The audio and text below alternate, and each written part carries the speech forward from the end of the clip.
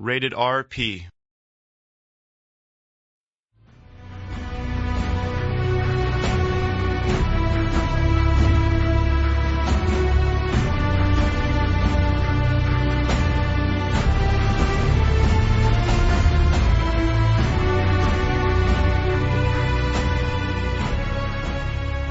Hello, my name is Martin Walfish and I'm the founder and president of Massive Entertainment.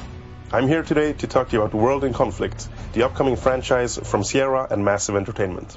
The setting for the game is the late 80s and early 90s. Remember the Cold War? Imagine the two superpowers of the time, USA and USSR, and now imagine that the Cold War went really hot. The peace talks fail and a devastating war between the two mighty armies breaks out. In World in Conflict we get to see what that war would have been like. The units and weapons are historically accurate, and so is their function on the battlefield. This means that everybody understands the units and how to use them.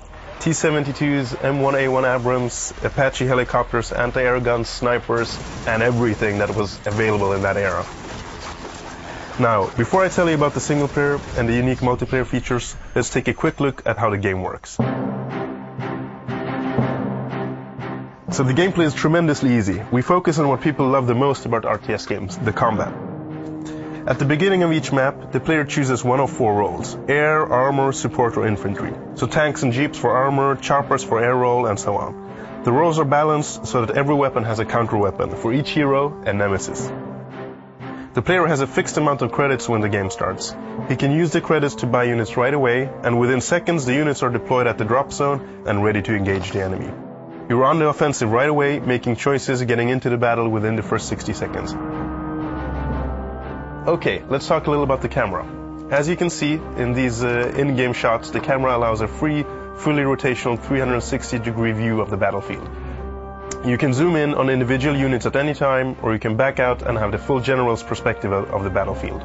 It takes less than 3 minutes to learn and to master a camera, and in fact, once players have experienced this, they find it hard to go back to their traditional fixed RTS camera. So when fighting against the enemy, the player may of course need some extra support. So we have designed something we call tactical aids, powerful support weapons which allow for dramatic turnarounds in the game. The player can call in tactical aids at any time, and with the right timing and skillful deployment, they can have a tremendous impact on the outcome of the game.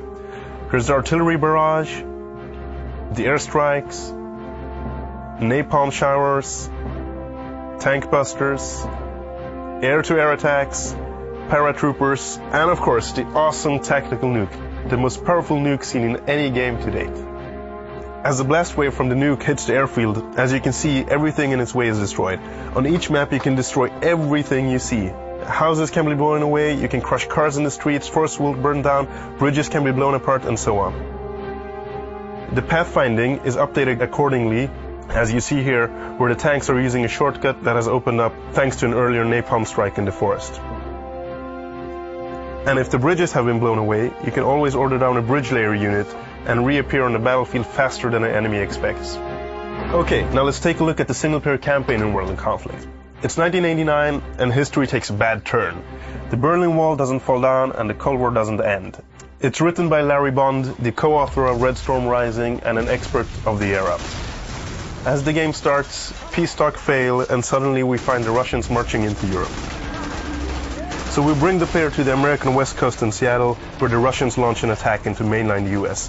We then continue across America, then go to occupied Europe, into Russia, and finally back to the US for the grand finale. It's also very important to mention that the story is not one-sided. It's not a story about good versus evil, but a story about superpower versus superpower.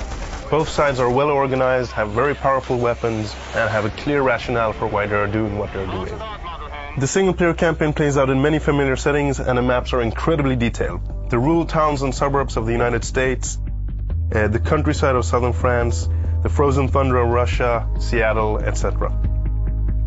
Also very important to mention is that we will have over 10 minutes of cinematics, created by our in-house cinematics team, and as you can see, they're just fantastic in what they're doing.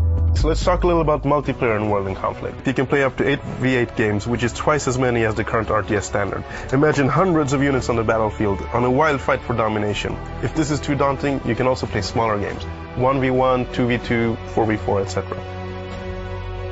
So the system of balanced credits allows a player to join at any time without being at disadvantage, which is also a much needed new feature in this genre. Now for something that really makes World in Conflict multiplayer shine. Team play is a big trend in online gaming, and World in Conflict is the first strategy game to fully embrace this. A team with the right mix of roles will be able to achieve miracles even against a numerically stronger opponent. Imagine one player controlling tanks, rolling up a hill, having scout choppers and attack helicopters above him, having infantry and APCs behind him, and then having artillery units further back. That fighting force, is something that no enemy will stand a chance to defend itself against without heavy losses. So it's all about combining your units, combining your teamwork, and giving that enemy what they deserve. The intensity and adrenaline of World in Conflict means that the game is designed heavily with clans, cyber sports, and the Counter-Strike and Battlefield audience in mind. To further support player interaction, we have added voice over IP, a shared mega map, chat, team requests, unit sharing, and much more. It's all about giving the teams the communication tools they need to talk to each other, show their intentions, and request help from each other. The matches are normally set to a 20-minute limit, but the time limit can be set to any preference. All in all, the multiplayer experience is fast, intense, and extremely accessible. Alright, so there you have it. World in Conflict, the most intense strategy game ever created.